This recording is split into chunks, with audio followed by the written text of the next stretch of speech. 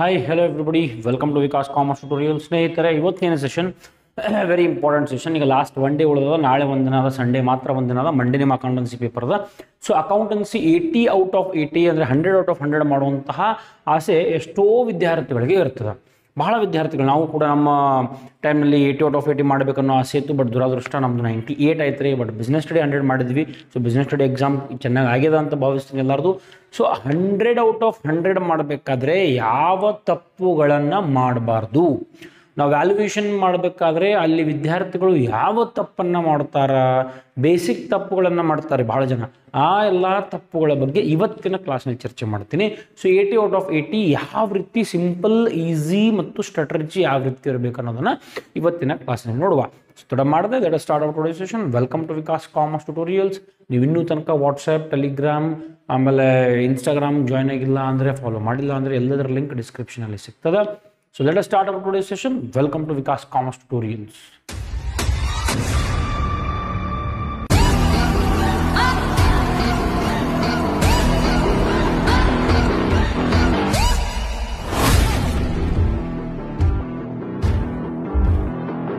Okay ವಿದ್ಯಾರ್ಥಿಗಳೇ, ಮೊದಲನೇದಾಗಿ section ಎಗೆ ಬರ್ತೀನಿ. ಈಗ ಸೆಕ್ಷನ್ ಎನಲ್ಲಿನ ಬಹಳಷ್ಟು ವಿದ್ಯಾರ್ಥಿಗಳು ತಮ್ಮ ಮಾರ್ಕ್ಸನ್ನು ಕಳ್ಕೊತಾರೆ.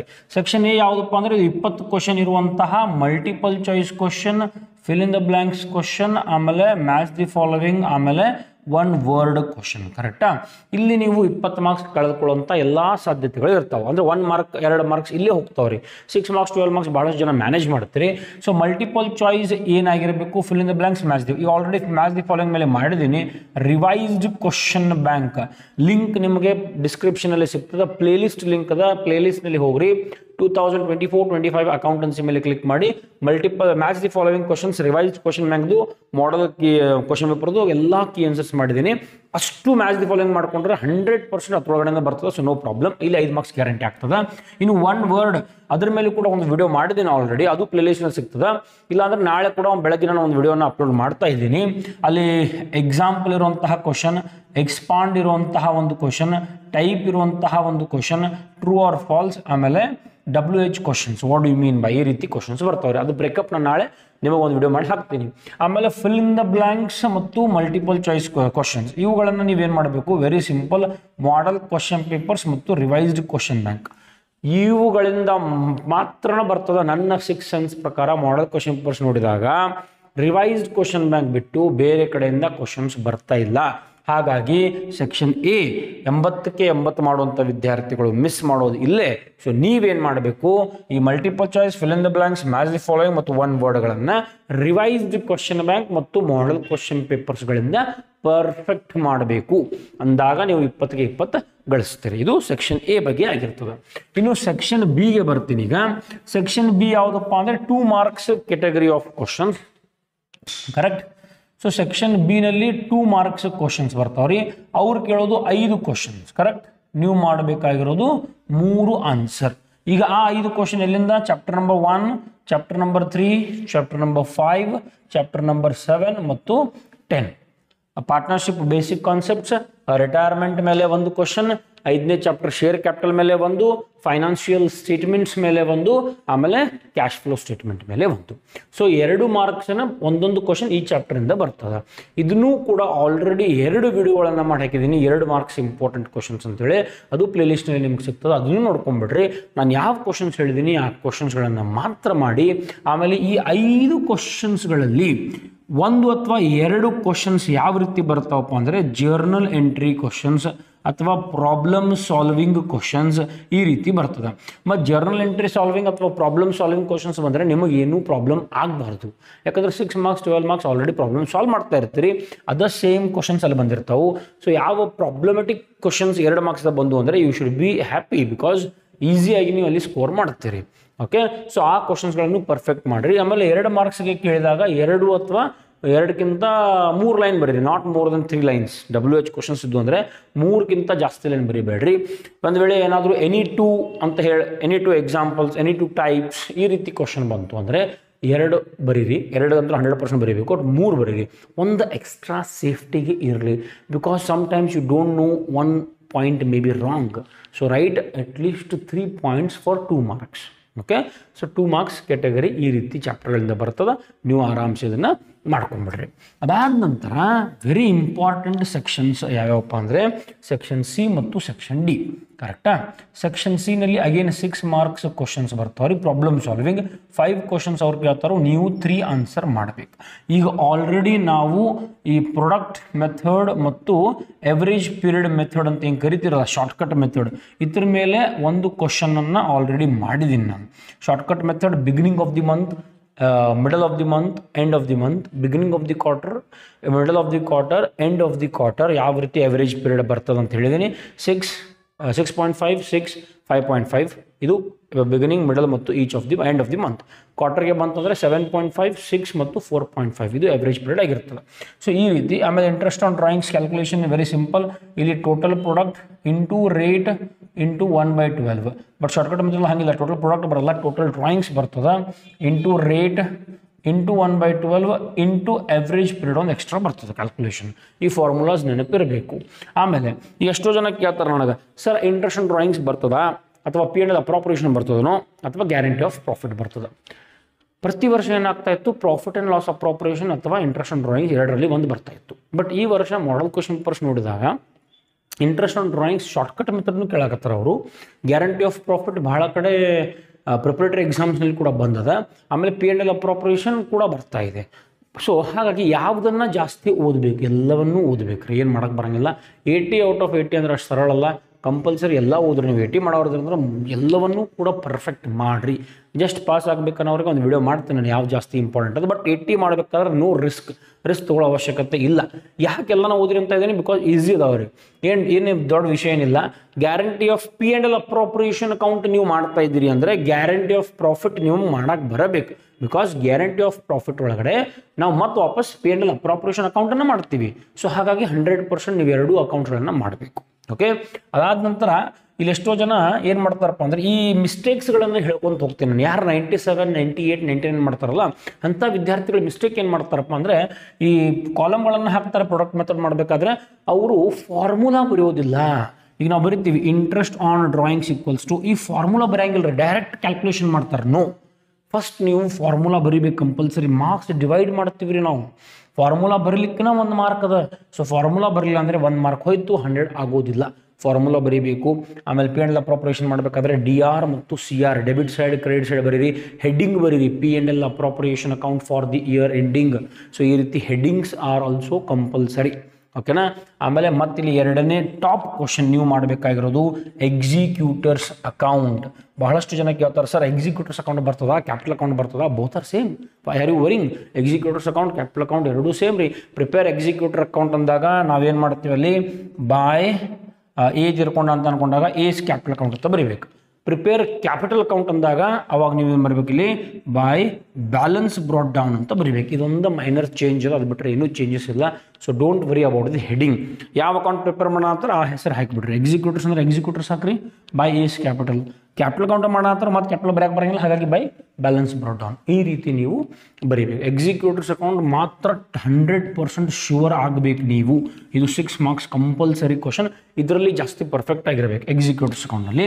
ಆಮೇಲೆ ಮತ್ತೊಂದು ಪ್ರಾಫಿಟ್ ಆ್ಯಂಡ್ ಲಾಸ್ ಸ್ಟೇಟ್ಮೆಂಟ್. ಈಗ ಬ್ಯಾಲೆನ್ಸ್ ಶೀಟ್ ಮತ್ತು ಪ್ರಾಫಿಟ್ ಆ್ಯಂಡ್ ಲಾಸ್ ಸ್ಟೇಟ್ಮೆಂಟ್ ಯಾವುದು ಜಾಸ್ತಿ ಚಾನ್ಸಸ್ ಅದ ಅಂದರೆ ಪ್ರಾಫಿಟ್ ಆ್ಯಂಡ್ ಲಾಸ್ ಸ್ಟೇಟ್ಮೆಂಟ್ ಜಾಸ್ತಿ ಚಾನ್ಸಸ್ ಅದ. ಬಿಕಾಸ್ ಬ್ಯಾಲೆನ್ಸ್ ಶೀಟ್ 12 ಮಾರ್ಕ್ಸ್ಗೆ ಅಲ್ಲಿ ಕಂಪ್ಯಾರಿಟಿವ್ ಅಥವಾ ಕಾಮನ್ ಸೈಜ್ಗೆ ಹೋಗ್ತದೆ. ಹಾಗಾಗಿ ಪ್ರಾಫಿಟ್ ಆ್ಯಂಡ್ ಲಾಸ್ ಬರಬಹುದು ಅನ್ನೋದು ನನ್ನ ಅಭಿಪ್ರಾಯ. So 7 headings compulsory.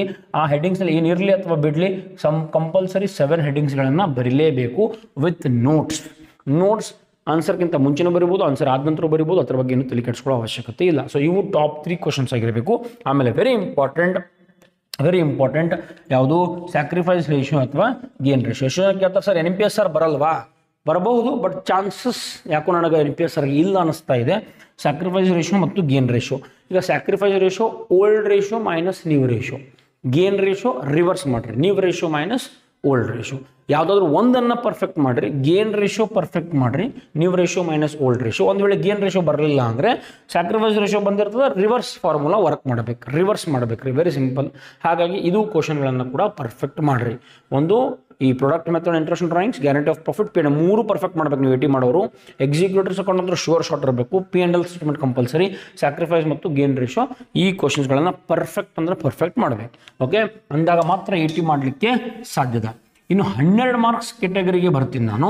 ಈ 12 ಮಾರ್ಕ್ಸ್ ಕೆಟಗರಿ ಆಫ್ ಪ್ರಾಬ್ಲಮ್ಸ್ಗಳನ್ನು ನೀವು ಸಾಲ್ವ್ ಮಾಡಬೇಕು ಅಂತಾದರೆ ನೀವು ಟಾಪ್ 3 ಆಯ್ಕೆ ಮಾಡ್ಕೊಂಡಿರ್ತೀರಿ. ಈಗ ಆಲ್ರೆಡಿ ಎಲ್ಲರೂ 3 ಕ್ವಶನ್ಸ್ ಬರೀಬೇಕ್ರಿ. 6 ಕ್ವಶನ್ಸ್ಗಳನ್ನ ಕೊಟ್ಟಿರ್ತಾರೆ ಅವರು, ನೀವು ಆನ್ಸರ್ ಮಾಡಬೇಕಾಗಿರೋದು 3.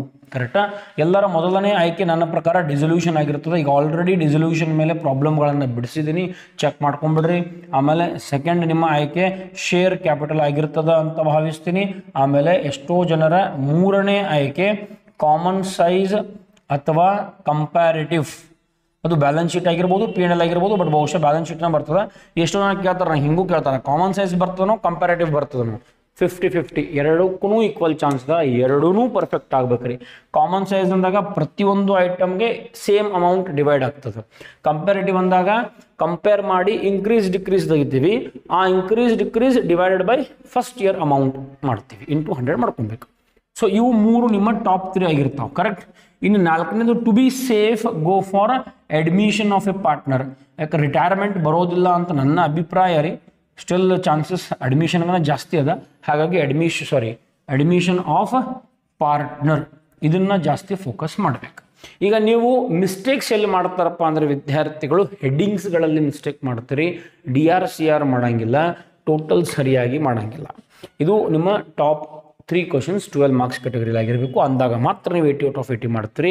ಸಾಧ್ಯವಾದರೆ ಟೈಮ್ ಉಳಿತು ಅಂದರೆ 3 ಕ್ವಶನ್ಸ್ ಆದ ನಂತರ ಒಂದು ಟೈಮ್ ಉಳಿತು ಅಂದರೆ ಎಕ್ಸ್ಟ್ರಾ ಕ್ವಶನ್ಗಳನ್ನು ಕೂಡ ಮಾಡಿ. ಎಷ್ಟೋ ಜನ ಸಮಸ್ಯೆ ಏನಪ್ಪ ಅಂದರೆ, ಸರ್ ಒಂದು ವೇಳೆ ಡಿಸೊಲ್ಯೂಷನ್ ಟ್ಯಾಲಿ ಆಗಲಿಲ್ಲ ಅಥವಾ ಅಡ್ಮಿಷನ್ ಟ್ಯಾಲಿ ಆಗಲಿಲ್ಲ, ಏನು ಟ್ಯಾಲಿ ಆಗಲಿಲ್ಲ ಅಂದರೆ ಏನು ಮಾಡಬೇಕು? Very simple. ಮೊದಲೇದಾಗಿ ಕ್ವಶನನ್ನು ಬಹಳ ಚೆನ್ನಾಗಿ ಓದ್ರಿ. ನೀವು 15 ನಿಮಿಷ ಆನ್ಸರ್ ಸಾಲ್ವ್ ಮಾಡಿರಿ, ಅರ್ಧ ತಾಸು ಕ್ವಶನ್ ಓದ್ರಿ, I am okay with it. Question ಓದಲಿಕ್ಕೆ ಜಾಸ್ತಿ ಟೈಮ್ ಸ್ಪೆಂಡ್ ಮಾಡಿರಿ, I am okay. Because question ಓದಲಿಕ್ಕೆ ಜಾಸ್ತಿ ಟೈಮ್ ಸ್ಪೆಂಡ್ ಮಾಡಿ ಅರ್ಥ ಮಾಡ್ಕೊಂಡ್ರೆ ಆನ್ಸರ್ಸ್ ವಿದಿನ್ ಮಿನಿಟ್ಸ್ ವಿದಿನ್ ಸೆಕೆಂಡ್ಸ್ದಾಗ ಮಾಡ್ಕೊಂಡ್ಬಿಡ್ತೀರಿ ನೀವು. ಕ್ವಶನ್ಸ್ ಜಲ್ದಿ ತಲೆಯಾಗಿ ಹೋಗ್ಬೇಕ್ರಿ, that is very important. So ಕ್ವಶನನ್ನು ಟ್ಯಾಲಿ ಆಗಲಿಲ್ಲ ಅಂದರೆ ಕ್ವಶನ್ಸನ್ನು ಹೋಗ್ರಿ, ಎಲ್ಲ ಕ್ವಶನ್ಸ್ ಎಂಟ್ರಿ ಅಂದರೆ ಎಲ್ಲ ಅಡ್ಜಸ್ಟ್ಮೆಂಟ್ಸ್ ಎಲ್ಲ ಐಟಮ್ಗಳನ್ನು ಎಂಟ್ರಿ ಮಾಡೇವಿಲ್ಲ ನೋಡ್ರಿ, ಫಸ್ಟ್ ಸ್ಟೆಪ್.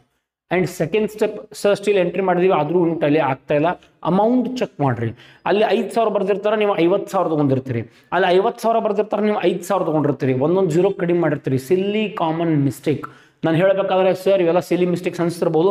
ಎಸ್, 100% ಇಂಥ ಮಿಸ್ಟೇಕ್ಸ್ಗಳನ್ನು ನಾವು 99-100 ಪೇಪರ್ಸ್ಗಳಲ್ಲಿ ನೋಡ್ತೀವಿ ವ್ಯಾಲ್ಯೂಯೇಷನ್ದಾಗ. ಸೊ ಇದು ಆಗಬಾರ್ದು. ಇನ್ನು 3ನೇ ಸ್ಟೆಪ್ ಏನಪ್ಪ ಅಂದರೆ, ಎಷ್ಟೋ ಜನ ಕರೆಕ್ಟ್ ಬರ್ದಿರ್ತಾರೆ, 50,000 ಕ್ವಶನ್ದಾಗ ಅದ, ಆನ್ಸರ್ ಶೀಟ್ದಾಗೂ 50,000 ಅದ, ಬಟ್ ಕ್ಯಾಲ್ಕುಲೇಟರ್ನಲ್ಲಿ ಪ್ಲಸ್ ಮಾಡಬೇಕಾದ್ರೆ 5,000 ಮಾಡ್ತಾರೆ, ಗಡ್ಬಡಿದಾಗ ಮಾಡಿಬಿಡ್ತಾರೆ ರೀ, ಹಂಗೂ ಆಗ್ತದೆ. ಸೊ ಇಂಥ ಮಿಸ್ಟೇಕ್ಸ್ಗಳನ್ನು ರೆಕ್ಟಿಫೈ ಮಾಡಬೇಕು. ಓಕೆ, ಟ್ಯಾಲಿ ಆಯಿತು ಅಂಥೇಳಿ ಟ್ಯಾಲಿ ಆಗಲಿಲ್ಲ ಅಂತೇಳಿ ಹೆದರಬೇಡ್ರಿ. Question point number 1, second numbers correct ಅದಾವಿಲ್ಲೋ, ಥರ್ಡ್ ಕ್ಯಾಲ್ಕುಲೇಟರ್ ವರ್ಕ್ ಕರೆಕ್ಟ್ ಮಾಡಿದಿರೋ ಇಲ್ಲೋ, ಈ ರೀತಿ ಮಾಡ್ಕೊಳ್ಬೇಕು. ಅಂದಾಗ ನಿಮ್ಮ ಪ್ರಾಬ್ಲಮ್ ಮತ್ತೆ ವಾಪಸ್ ರೀಟ್ಯಾಲಿ ಆಗೇ ಆಗ್ತದೆ. ಸೊ ಟ್ಯಾಲಿ ಆಗಲಿಲ್ಲ ಅಂದರೆ ಹೆದರಬೇಡ್ರಿ. Already share capital 6 journal entry, starting 6 journal entries ಯಾವ ರೀತಿ ನೆನಪಿಟ್ಕೊಳ್ಬೇಕು, application allotment first in final call ಹೇಳಿದ್ದೀನಿ, ಡಿಸೊಲ್ಯೂಷನ್ ಮೇಲೆ ಪ್ರಾಬ್ಲಮ್ ಸಾಲ್ವ್ ಮಾಡಿದ್ದೀನಿ, ಕಾಮನ್ ಸೈಜ್ ಮೇಲೆ ಮಾಡಿದ್ದೀನಿ, ಅಡ್ಮಿಷನ್ ಮೇಲೂ ಕೂಡ ಮಾಡಿದ್ದೀನಿ, 6 marks category product method shortcut method ಮೇಲೆ ಮಾಡಿದ್ದೀನಿ, ಪ್ರಾಫಿಟ್ ಆ್ಯಂಡ್ ಲಾಸ್ ಸ್ಟೇಟ್ಮೆಂಟ್ ಮಾಡಿದ್ದೀನಿ, ಎಕ್ಸಿಕ್ಯೂಟಿವ್ಸ್ ಅಕೌಂಟ್ ಮಾಡಿದ್ದೀನಿ, ಆಲ್ಮೋಸ್ಟ್ ಎಲ್ಲವನ್ನೂ ಕೂಡ ಮಾಡಿದ್ದೀವಿ. ನಾಳೆ ಒಂದಿನ ನಾನು ಇಡೀ ದಿನ ನಿಮ್ಮ ಜೊತೆ ಇರ್ತೀನಿ. ಪಾಸಿಂಗ್ ಪ್ಯಾಕೇಜ್ ಯಾವ ರೀತಿ, 1 ಮಾರ್ಕ್ ವರ್ಡ್ ಇಂಪಾರ್ಟೆಂಟ್ ಕ್ವಶನ್ಸ್ ಯಾವ್ಯಾವು, ಸಾಯಂಕಾಲ ತನಕನೂ ಅಥವಾ 10ನೇ ತಾರೀಕು ಬೆಳಗ್ಗೆ ತನಕನೂ ನಮ್ಮ ಜೊತೆನೇ ಇರ್ತೀನಿ. ನಾನು ಮಾಡಲ್ ಕ್ವಶನ್ ಪೇಪರ್ಸ್ ಅಂತ ಪ್ರತಿಯೊಂದು ಕ್ವಶನನ್ನು ಟಚ್ ಮಾಡಿ, ಈಗ ಆಲ್ರೆಡಿ 80% ಎಲ್ಲ ಮಾಡಲ್ ಕ್ವಶನ್ ಪೇಪರ್ದು ಕೀ ಆನ್ಸರ್ಸ್ ಕೊಟ್ಟಿದ್ದೀನಿ. ಆಲ್ಮೋಸ್ಟ್ ಎಲ್ಲ ಪ್ರಾಬ್ಲಮ್ ಸಾಲ್ವ್ ಮಾಡಿದ್ದೀವಿ. ಇನ್ನೂ ಪ್ರಾಬ್ಲಮ್ಗಳನ್ನು ಸಾಲ್ವ್ ಮಾಡುವ ಎಲ್ಲಿ ಮಾಡಲ್ ಕ್ವಶನ್ ಪೇಪರ್ಸ್ಗಳಿಂದ. ಸೊ 80/80 ಮಾಡಬೇಕಾದ್ರೆ ಎಲ್ಲವನ್ನೂ ತಲೆಯಾಗಿಟ್ಕೊಳ್ಬೇಕು. ಸ್ಕೇಲ್, ಪೆನ್ಸಿಲ್ ಸಿಸ್ಟಮೆಟಿಕ್ ಇರಬೇಕು, ಸ್ಕ್ರ್ಯಾಚಸ್ ಇರಬಾರ್ದು, ಬಹಳ ಕ್ಲೀನಾಗಿ ಬರೀಬೇಕು. 100/100 ಸ್ಕ್ರಿಪ್ಟನ್ನು ಕೂಡ ನಾನು ಏನು ಮಾಡ್ತೀನಿ, ಒಂದು ವಿಡಿಯೋ ಸ್ಕ್ರೀನ್ ರೆಕಾರ್ಡ್ ಮಾಡ್ಕೊಂಡು ನಿಮ್ಗೆ ಹಾಕಿ ತೋರಿಸ್ತೀನಿ 100/100 ಮಾಡೋಂಥ ವಿದ್ಯಾರ್ಥಿಗಳು ಯಾವ ರೀತಿ ಬರೆದಿದ್ದಾರೆ ಅಂತೇಳಿ. ಓಕೆ, ಆಮೇಲೆ ಎಷ್ಟೋ ಜನ ಒಂದು ಮಿಸ್ಟೇಕ್ ಮಾಡ್ತಾರೆ, ಮತ್ತೊಂದು ನೆನಪು ಬರ್ತಾರೆ ನನಗೆ.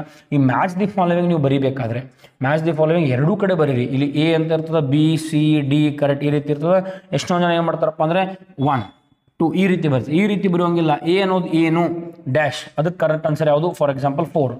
ಎರಡೂ ಕಡೆ ಬರೀಬೇಕು. ಎ ಅಂದರೆ ಏನು, 4 ಅಂದರೆ ಏನು, ಅದಕ್ಕೆ ಯಾವ್ದು ಮ್ಯಾಚ್ ಆಗ್ತದೆ, ಎರಡೂ ಕಡೆಯಿಂದ ಬರೀಬೇಕು ರೀ. ಮಲ್ಟಿಪಲ್ ಚಾಯ್ಸ್ಗೆ ಆ ರೀತಿ ಏನಿಲ್ಲ. Multiple choice answer is A, okay answer A ಏನು, question number 1. Question number 2 answer is D, okay D ಅಂದರೆ ಏನು. ಅದನ್ನು ಬರೀರಿ. Fill in the blanks sentence ಬರೀಬೇಕಾಗಿಲ್ಲ, ಬರೆದ್ರೆ ಏನೂ ಪ್ರಾಬ್ಲಮ್ ಇಲ್ಲ, ಬರೆಯೋದು ಬಿಡೋದು ನಿಮ್ಮ ಇಂಟ್ರೆಸ್ಟ್, ಬಟ್ ರೂಲ್ಸ್ ಪ್ರಕಾರ ಬರೀಬೇಕಂತ ಏನಿಲ್ಲ. ಸೊ ಜಸ್ಟ್ ವರ್ಡನ್ನು ಫಿಲ್ ಇನ್ ದ ಬ್ಲಾಂಕ್ಸ್ ವರ್ಡನ್ನು ಮಾತ್ರ ಬರೆದ್ರು ದಟ್ ಈಸ್ ಇನಫ್.